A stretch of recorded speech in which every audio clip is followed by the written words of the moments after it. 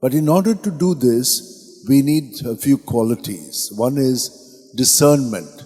That means we must be detached from our thoughts, our feelings, and our actions.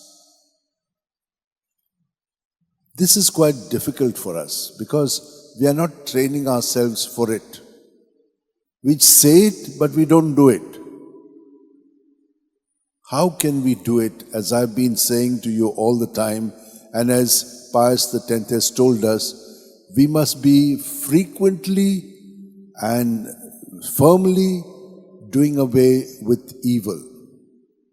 Check it, your thoughts, your feelings, your actions. Are they coming from God or are they coming from self? If they're self, then the evil one will subtly lead you on this way.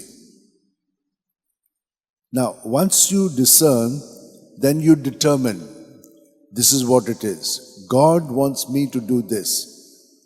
Then what you do is, you remain free so that He will confirm it with His word.